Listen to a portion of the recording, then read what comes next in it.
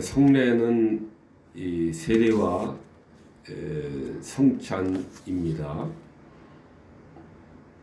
가톨릭 교회에서는 7성례 그래가지고 세례, 견진, 성체, 고해, 종부, 혼인 이렇게 이러한 7가지 성례, 7성례를 이야기하면서 구원을 위해서 필요하다. 특별한 이 은혜를 받기 위해서 이러한 성례들이 7가지 성례들이 반드시 필요하다라고 그렇게 생각을 그들은 하고 있습니다. 그리고 그 성례의 능력과 효과는 사제의 손에 들린 도구들에 의해서 신비적으로 마술적으로 이렇게 성례 자체에 마술적인 그런 힘이 작용하는 효과가 있다라고 그렇게 그들은 잘못 가르치고 있습니다. 하나님께서 교회 안에 제정하신 것은 단 2가지 성례밖에 없습니다. 그것은 세례와 성찬입니다. 마태복음의 아버지와 아들과 성령의 이름으로 세례를 주어야 된다라고 명령이 적혀 있습니다. 성경에 기록되어 있습니다. 또한 떡을 가지사 이것은 너희를 위하는 내 몸이니 이것을 행하여 나를 기념하라. 성찬을 거행할 것을 가르치는 말씀입니다. 이와 같이 세례와 성찬 이 2가지가 하나님께서 또 주님께서 교회 안에 제정하신 유일한 그러한 이 2가지 이 성례이다라고 하는 것입니다. 성례. 그러므로 성례에는 비가시적인 내적인 요소가 있습니다.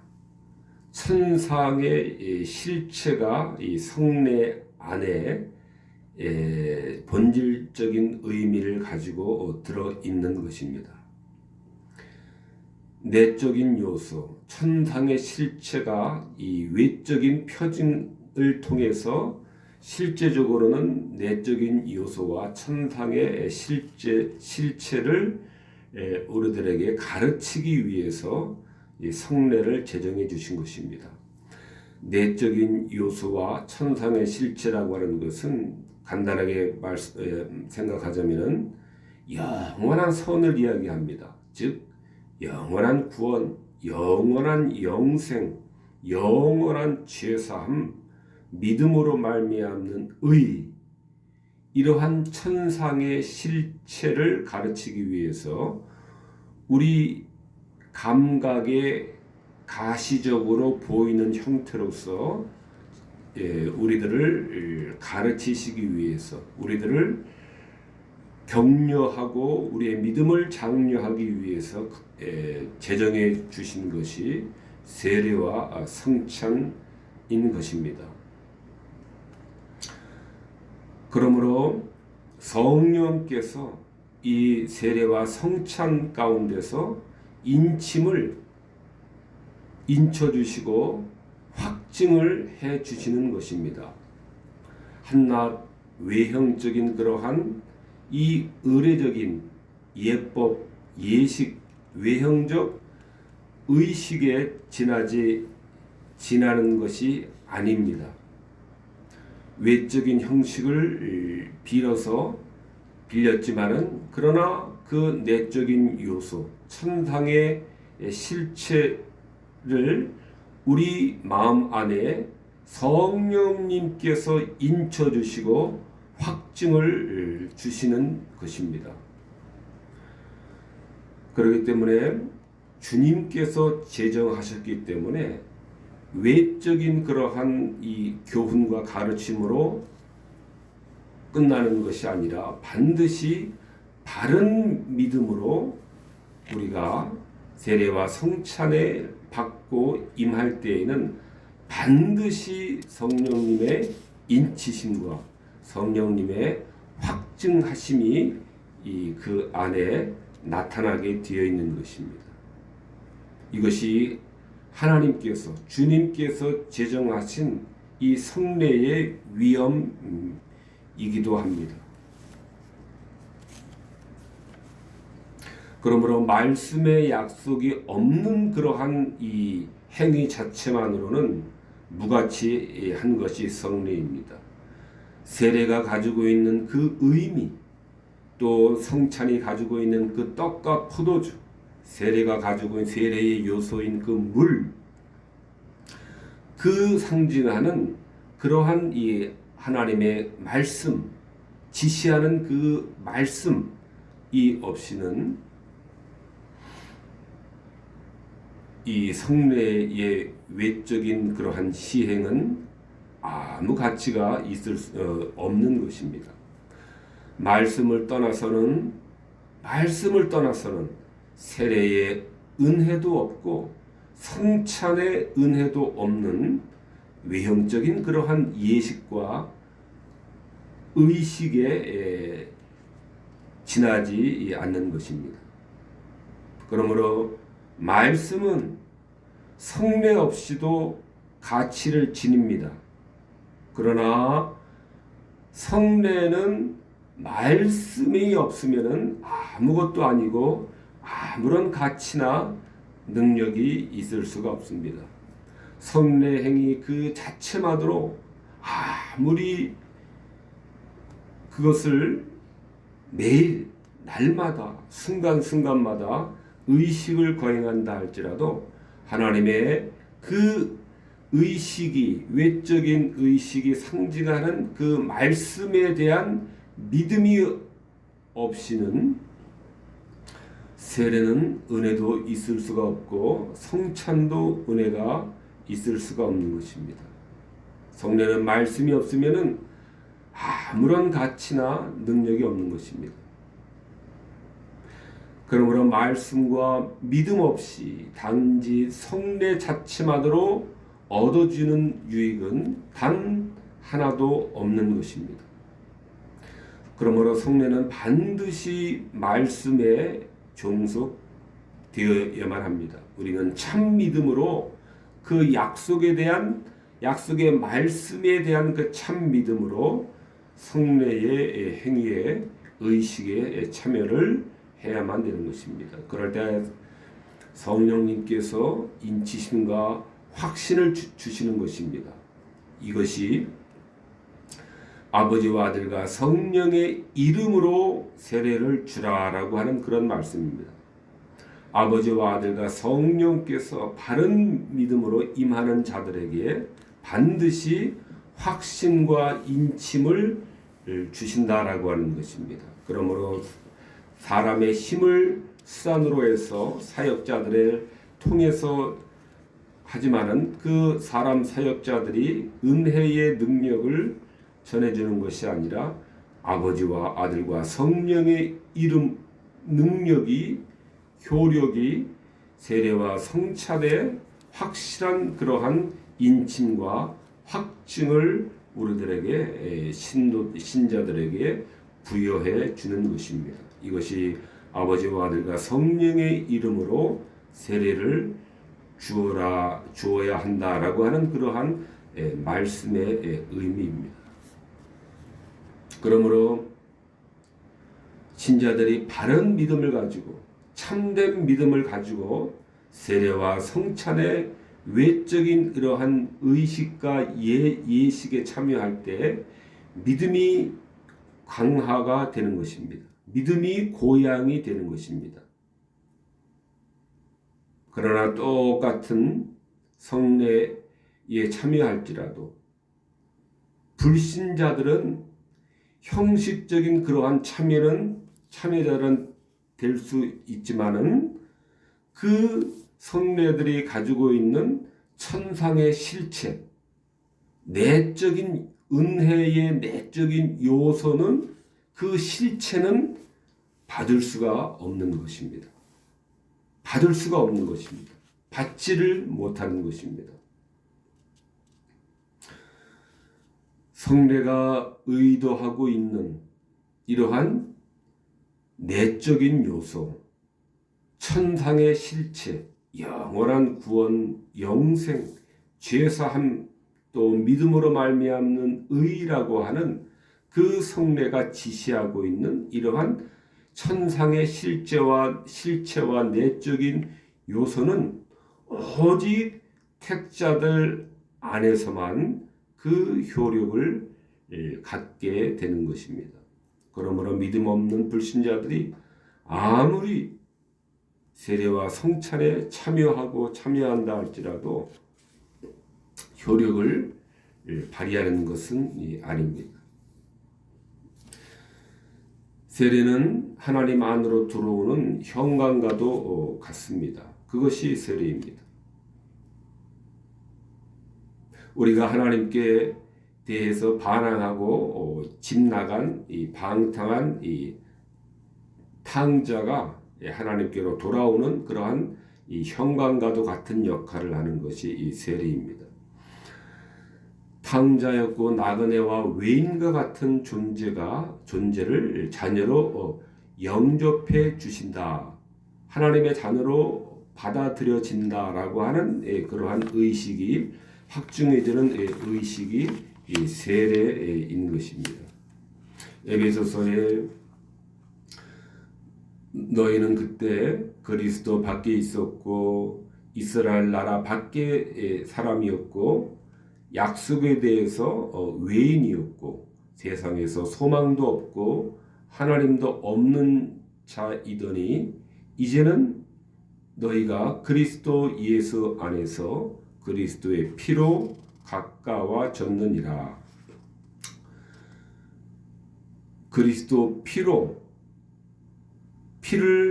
피가 우리를 깨끗이 씻겨 주셨으며 참 믿음으로 우리가 그 피를 믿을 때에 세례는 물로 상징되는 그리스도의 피가 깨끗이 씻는 그 상응한 그 의미로서 실체는 그리스도의 피가 우리를 영혼을 씻어 주는 것입니다. 그러므로 세례에서는 물로 상징되는 그러한 그 씻음의 실체는 그리스도의 피다라고 하는 것입니다. 오직 예수 그리스도의 피에 상응하는 물로 표현되었을 뿐이지 그 실체는 바로 그리스도의 이 피인 것입니다. 우리의 죄가 깨끗하게 맑게 씻겨주는 것은 물이 그렇게 씻어주는 것이 아니라 그 물에 상응하는 실체가 되는 그리스도의 피가 우리 모든 더러움을 제거하고 오직 하나님 앞에 정결케 하는 유일한 그러한 그리스도의 피인 것입니다. 그러므로 요한일서에서도 그 아들의 피가 우리를 모든 죄에서 깨끗하게 하실 것이다 하셨다라고 이렇게 아들의 피가 모든 죄에서 깨끗게 하시는 것이다 라고 우리들을 가르치고 계신 것입니다.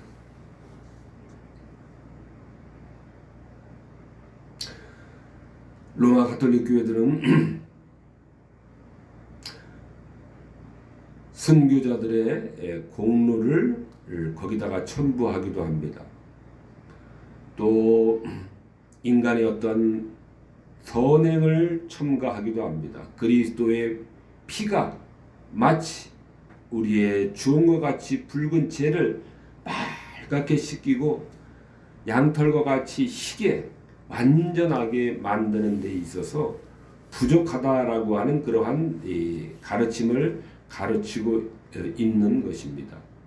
그리스도의 피가 우리를 정결케 하는 데 있어서 부족하기 때문에 순교자들의 공로가 덧붙여져야 되고 또 인간의 선언도 첨가되어야 된다라고 하는 이러한 그들의 사상은 예수의 피가 우리를 모든 죄에서 깨끗게 하시는 것, 예수 안에서 그리스도의 피로 가까워지는 것을 그들은 부족하다라고 그렇게 결론을 내리고 있는 것입니다. 그래서 순교자들의 공로를 끌어오기도 하고 인간의 선행을 거기다 첨가하기도 하는 이러한 천인 공로할 잘못을 범하고 있는 것입니다. 베드로전서에서도 망령된 행실에서 구속된 것은 오직 흠없고 점없는 어린 양 같은 그리스도의 보배로운 피로 된 것이다 라고 그렇게 우리들을 가르치고 계십니다. 옛 구약의 제사들에 의해서 예배되었던 모든 것들은 그리스도 안에서 우리가 얻게 되는 것입니다. 짐승의 그러한 희생 제물이 우리 인간의 구약 백성들의 모든 죄악을 맑게 시키는 것이 아니라 그 모든 제사와 희생 제물들이 예표했던 것은 바로 그리스도 안에서 성취되어질 그러한 그리스도의 희생으로만 그리스도의 희생을 의미하는 그러한 예표였던 것입니다. 모든 구약의 제사들은 그리스도 십자가 희생 제사를 나타내는 그러한 예표였던 것입니다. 그러므로 모세는 유월절 희생양으로 흠이 없는 어린 양을 취해야 된다라고 그렇게 명령하고 가르쳤습니다. 그 흠이 없고 없는 어린 양은 바로 그리스도를 그러한 가리키는 그러한 이 흠 없는 어린 양이셨던 것입니다. 그러므로 하나님께서 인정하신 흠 없는 완전한 희생을 그리스도께서 드리셨던 것입니다. 만일 그리스도께서 무슨 흠을 가지고 계셨더라면 하나님께 드려질 수도 없었을 뿐만 아니라 드려진다 하여도 하나님의 진노를 가라앉힐 수도 없으셨을 것입니다. 그러나 우리의 그리스도는 베드로전서 말씀과 같이 흠 없고 점 없는 아무런 흠이나 일말의 티나 옥이나 티나 흠이나 보이지 않는 그러한 점도 없는 완전한 그러한 점 없는 흠 없고 점 없는 어린 양 그리스도의 보배로운 피이셨기 때문에 하나님께 드려질 수가 있었으며 그 드려짐은 하나님의 진노를 가라앉힐 수 있으셨던 것입니다. 이처럼 그리스도가 모든 소망의 유일한 근원이 되십니다. 유일한 근원이십니다. 그러므로 그리스도를 소유하는 것은 영원한 구원과 영생을 얻는 것입니다. 반대로 그리스도를 소유하지 않는 자들에게는 남는 것은 멸망뿐인 것입니다. 멸망뿐인 것입니다.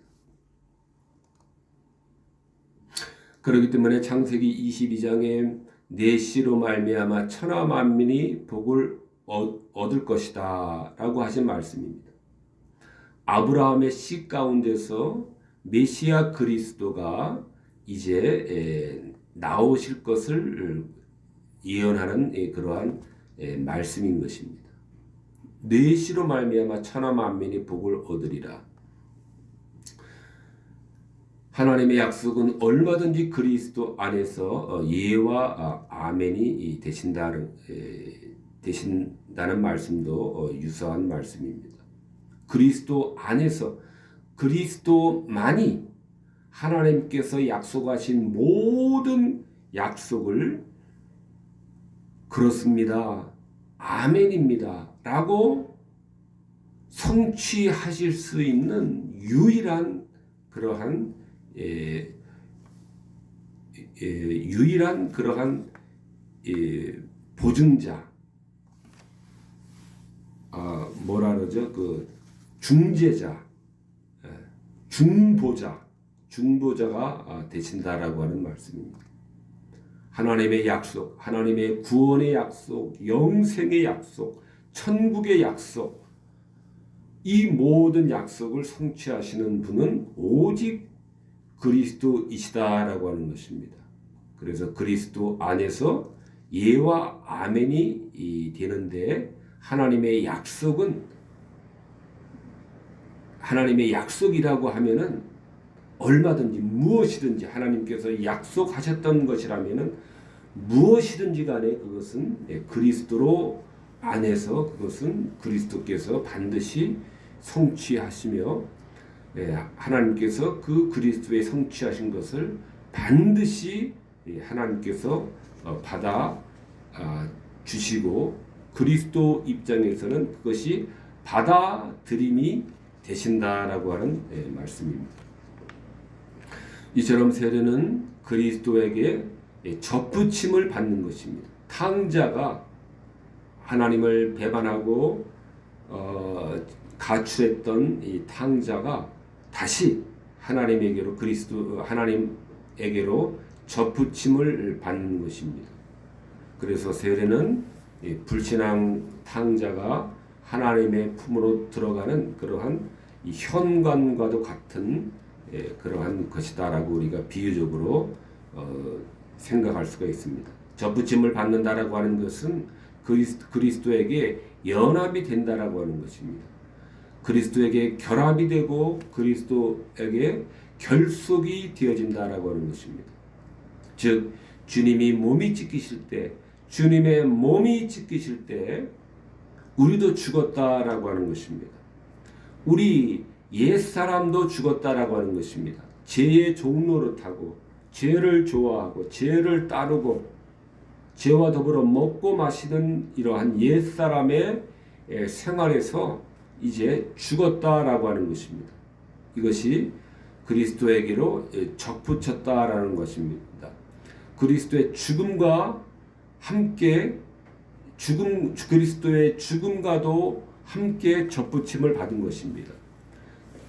우리의 옛사람이 죽은 것입니다. 그리스도의 몸이 찢기고 죽음을 당하실 때 우리 옛사람도 같이 죽는 것입니다. 이것이 그리스도의 몸의 죽음이 에서 우리가 알아야 되는 중요한 의미 중에 하나입니다. 하나님과 원수가 되었고 하나님의 진노와 심판의 대상이었던 옛사람은 죽는 것입니다. 그리스도의 몸이 찢기실 때, 그리스도가 돌아가실 때에 우리의 하나님과 원수되었던 모든 우리의 하나님과 원수되었던 옛사람은 죽는 것입니다. 십자가에서 우리와 함께 죽는 것입니다. 이것이 접붙임을 받는 것이고 그리스도와 연합이 되고 결합이 되고 결속이 되는 것입니다. 세례를 통하여서 이러한 결합과 결속이 죽음의 결합과 결속이 되는 것입니다. 옛사람의 죽음과 그리스도의 죽음을 통해서 결합되고 결속이 되는 것입니다. 그러나 죽음은 부활을 전제로 한다는 데 의미가 있는 것입니다. 새 생명의 부활로 구원과 영생을 받게 되는 데 있어서 또 접붙임을 받게 되는 것입니다. 부활로 구원과 영생을 또한 접붙임을 받음으로 연합되고 결합이 되고 결속이 되는 것입니다. 구원과 영생애로 바로 세례는 이러한 죽음과도 또 새 생명의 부활과도 결합이 되고 결속이 되었다라고 하는 것을 우리 감각적으로 우리가 가르침을 받도록 보고 확인하도록 가르쳐 주시는 이 성례인 것입니다. 약속을 하나님의 보이지 않는 말씀의 약속을 보이는 형태로 가르쳐 주시는 것을 그것을 일컬어서 성례다라고 그렇게 말하는 것입니다. 구약 시대 때 무지개라든가 또 할례라든가 이러한 기도원의 양털이라든가 하나님의 약속이 있었고 하나님의 그 약속을 반드시 하나님께서 틀림없이 이루어 줄 것이다라고 하는 그 표적을, 증거를, 표징을, 예표를, 상징을 보여주신 그런 것이 기도원의 양털이었고 노아의 무지개였고 아브라함의 할례였던 것입니다. 보이지 않는 하나님의 그 약속의 진리들을 눈에 보이는 형태로 보여주시는 것, 이것이 성례인 것입니다. 신약의 성례는 우리 눈에 보여주시는, 우리 감각에 눈에 보여주시는 성례는 그러므로 세례와 성찬인 것입니다. 세례와 성찬은 주님께서 제정하신 것으로서 그 세례와 성찬 안에 들어있는 그 천상의 실체, 내적인 요소, 이것은 주님이 제정하신 것이기 때문에 이러한 표징들은 그 안에 효과 있게 작용을 하고 있는 것입니다. 그 작용을 하시는 주체는 아버지와 아들과 성령의 이름, 즉 아버지와 아들과 성령의 본체께서 세례를 주고 계시는 것입니다. 그러므로 인간 사역자들에 의해서 은혜가 좌우된다거나 은혜가 주어지기도 하고 그들의 역할, 그들이 얼마나 순수한 믿음을 가지고 있는지, 얼마나 성실한지에 따라서 좌우되는 것은 아닌 것을 우리가 분명히 알아야 됩니다. 세례와 성찬에 있어서 효과적으로 그 은혜를 내려주신 분은 아버지와 아들과 성령인 것입니다. 이것이 아버지와 아들과 성령의 이름으로 세례를 주어야 된다라고 하는 말씀이 가르치는 의미인 것입니다.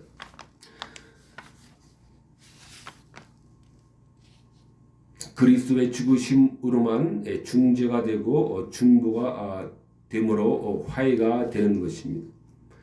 그리스도의 피로만 죄가 깨끗해지는 것입니다.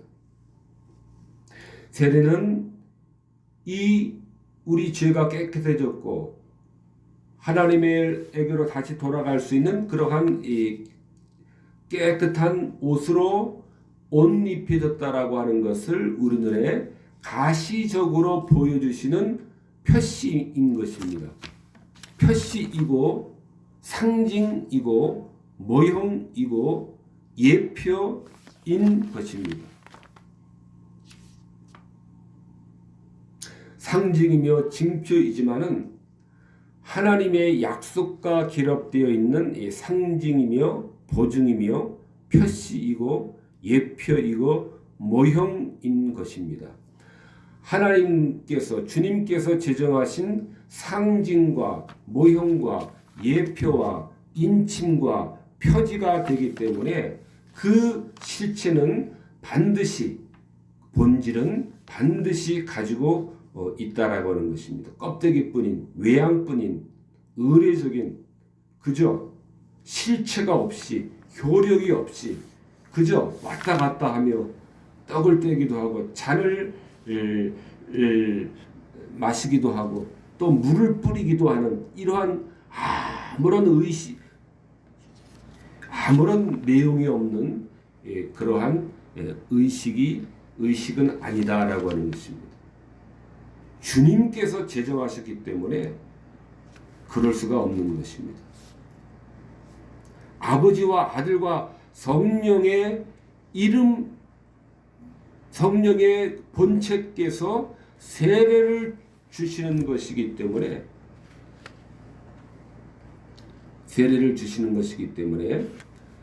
바른 믿음으로 받는다면은 그 사제의 은총이 실제로 세례 안에서 효력을 발생하는 것이며, 또 성찬에서 그러한 주님의 그러한 우리를 먹이심, 우리 믿음을 먹이시고 우리의 믿음의 영혼을 먹이시는 그 먹이심은 실제적으로 성찬에서 일어나는 것입니다. 실제로 일어나는 것입니다. 주님께서 제정해 주신 그러한 것이기 때문에 그렇습니다. 진리신 하나님께서 헛되게 허상으로 만드실 수 없는 것이기 때문에 바른 믿음으로 받는다면은 그 안에 들어있는 실제로 그 천상의 실체와 그 내적인 요소, 눈에는 보이지는 않지만은 분명한 그러한 내적인 요소, 즉 천상의 실체, 영생, 영원한 구원, 영원한 죄 사함, 믿음으로 말미암는 의, 이러한 천상의 실체들이 실제적으로 세례와 성찬 가운데서 역사하는 것입니다. 성부와 성자가 성령의 능력 가운데서 역사가 되는 것입니다. 그러므로 세례에서 주어지는 이러한 죄를 씻어주는 이러한 혜택은 물의 성분 때문에 아니라 그리스도의 이름 때문이며 그리스도의 피 때문이며 또한 성령의 현존으로 말미암아 세례에서 우리가 씻겨지고 또 우리가 하나님 주님과 연합되어지고 또 하나님의 구원과 영생과 의에 연합되어지는 그러한 일들이 생기는 것입니다. 성령의 현존이 그 성례 가운데 있기 때문에 그리스도의 이름이, 성부의 이름이, 성령의 본체가, 본질이 그 성례 가운데, 세례와 성찬 가운데서 역사하시기 때문에 바로 물의 성분 때문이 아니라, 떡의 성분 때문이 아니라, 포도주의 성분 때문이 아니라 세례와 성찬에서 주어지는 그러한 천상의 그러한 이 혜택들은, 천상의 실체의 혜택들은 성령의 현존과 그리스도의 이름으로 말미암아 실제로 현존하는 것입니다. 그러므로 세례가 상징하는, 성찬이 상징하는 모든 능력과 효과는 오직 그리스도 안에 있는 것입니다. 다른 말로 하면 성부와 성자와 성령의 본체 안에 들어있는 것입니다. 그러나 세례에서 그리스도의 보혈로 씻음을 받는 줄로 바르게 알고 믿을 때에 세례의 의식은 우리들에게 유효하게 작용을 하는 것입니다. 그러므로 그리스도 안에 세례의 일체의 능력과 효과가 다 포함되어 있는 것입니다. 그리스도 안에 세례의 일체의 그러한 능력과 효과가 다 포함되어 있는 것입니다. 세례의 형식이 문제가 되어서는 안 됩니다. 그리스도께서 우리를 씻어 주시고 우리를 소생시켜 주시는 것입니다. 그러므로 호화찬란한 그러한 이 세례 도구라든가 또 성찬의 그러한 도구들, 요즘은 금도금을 하는 교회들이 많더라고요. 또 포도주 잔도 금 몇 개 한 것과 같은 아주 화려하고 아주 눈에 좋아 보이는 그러한 저기들, 또 포도주를 아주 고급스러운 그런 그 도자기 이 물병에다가 담아서 이 분잔을 하는 교회도 있더라고요.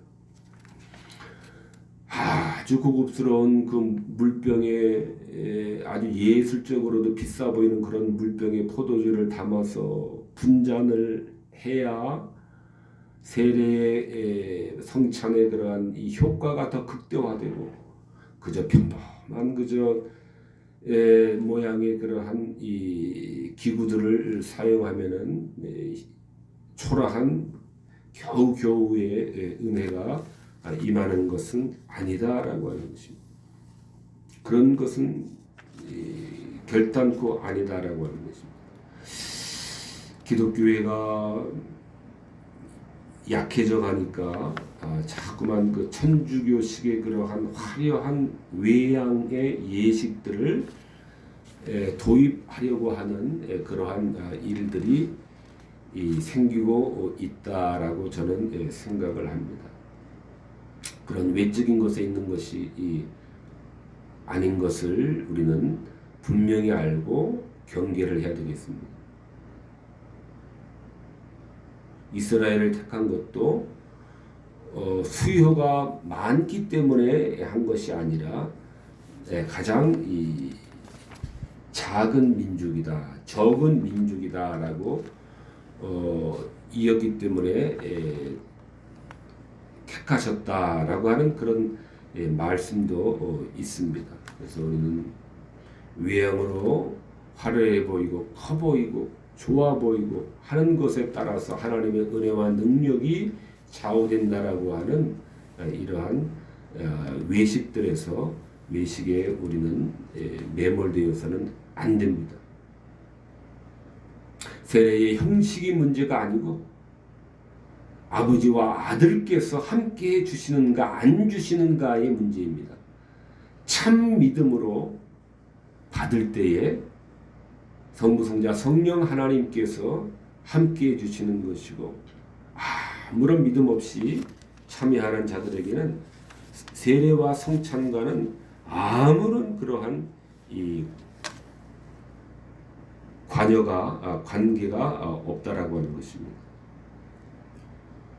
그러므로 성례가 의도하는 효력을 발휘하는 것은 오직 믿음으로 받는 택자들 안에서만 그 세례와 성찬이 참으로 본질적인 그러한 효력을 갖는 것입니다.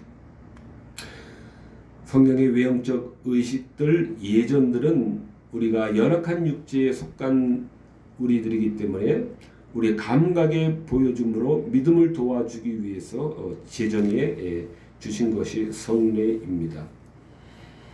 노아의 무지개라든가 아브라함의 할례라든가 기드온의 양털이라든가 히스기야의 일형표, 이런 것도 눈에 보이는 그러한 이 표시로서 믿음을 도와주시기 위해서, 확인시켜 주시기 위해서 하나님의 약속이 틀림없다라고 하는 것을 확인시켜 주심으로 믿음이 이 힘을 잃지 않도록 해주셨듯이, 세례와 성찬도 눈에 보여주시는 이 하나님의 은혜의 증거를 우리들에게 눈에 보여주시는 것입니다.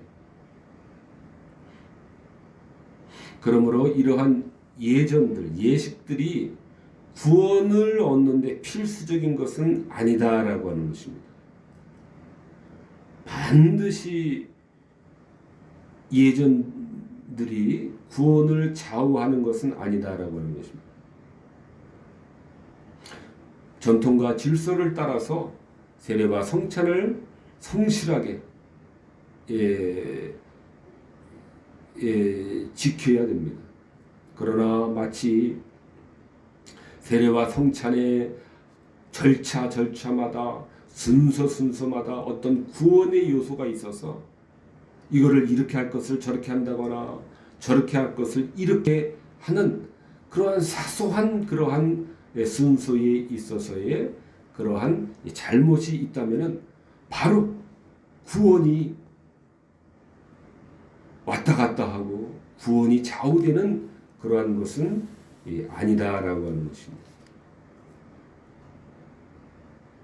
이런 의미에서 예전 의식이 구원을 얻는데 필수적인 것은 아니다라고 하는 것입니다. 그래서 세례와 성찬은 반드시 우리가 베풀어야 되지만은 그렇다고 해서 그 예전 자체를 신성시하는 그러한 잘못도 우리는 경계를 해야 됩니다. 마치 그 믿음이 없이 참여한다 할지라도 그 예전 의식에 참여하는 것 자체가 구원과 영생을 보장해 주는 것처럼 생각해서는 안 된다라고 하는 것입니다. 말씀을 정리하도록 하겠습니다. 주님이 정하신 성례이기 때문에 세례와 성찬이기 때문에 공허한 상징은 없다는 것입니다. 주님이 제정해 주시고 지키라 그러고 기념하라고 하고 세례를 베풀라라고 주님께서 제정해 놓으신 것이기 때문에 하나님이 제정해 주신 것이기 때문에 그것은 하나님이 제정하신 것은 공허한 상징으로 한낱 그렇게 외롭게 아무것도 아닌 그러한 호수아비와 같은 실체와 같이 그저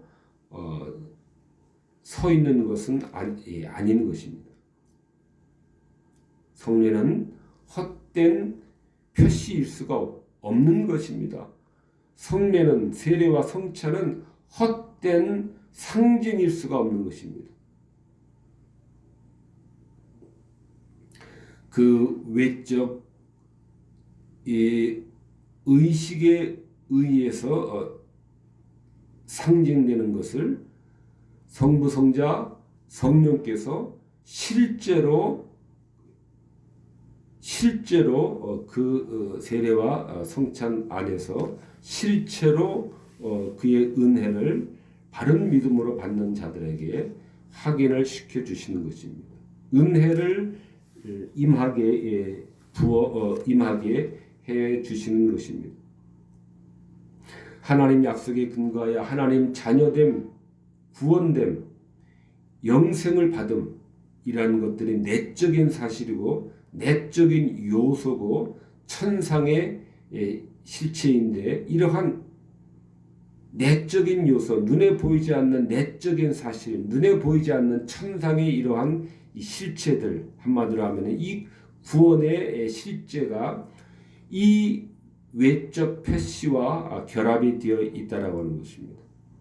참 믿음으로 받을 때에 우리는 죄가 용서되었음과 새 생명으로의 그러한 부활의 갱신이 일어나고 있음을 세례와 성찬 안에서 우리는 느끼게 되는 것입니다.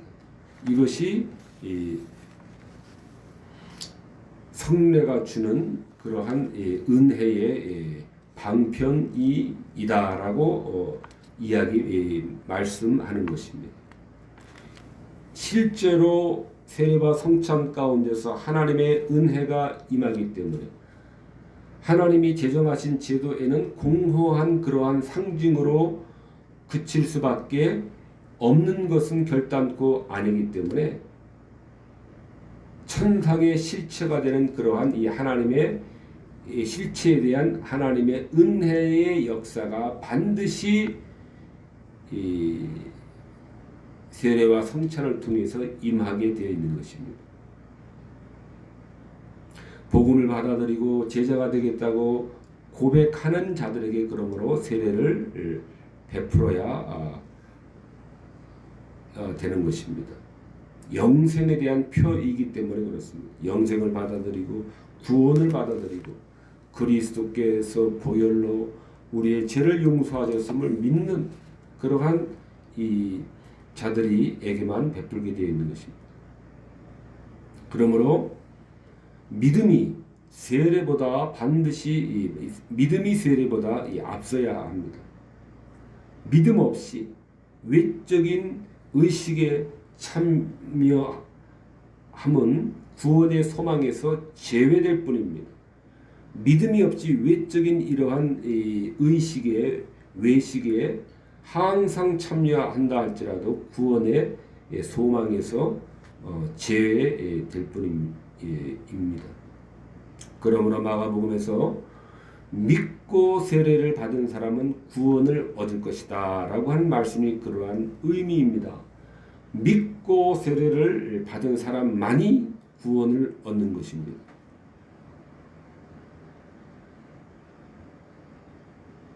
믿음이 없이 받는 말은 마음의 할례를 받았다라고 하는 말씀입니다. 마음의 할례를 받았다.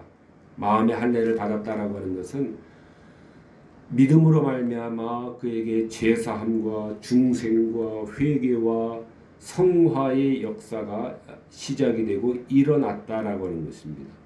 제사함과 중생과 회개, 성화 이러한 것을 마음의 할례를 받았다라고 말씀하는 것이며 이러한 마음의 할례를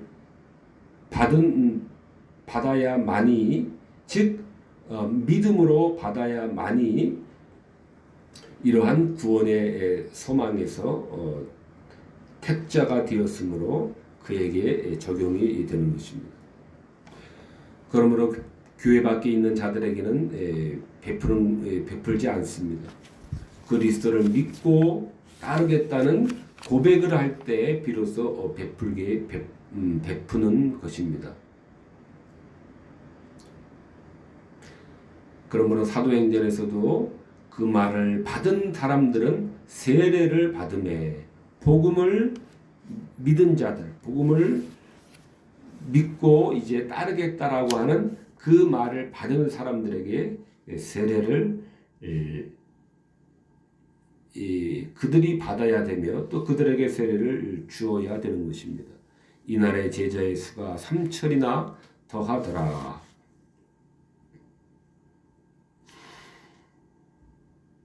오늘은 여기까지 살펴보도록 하겠습니다. 기도하시겠습니다.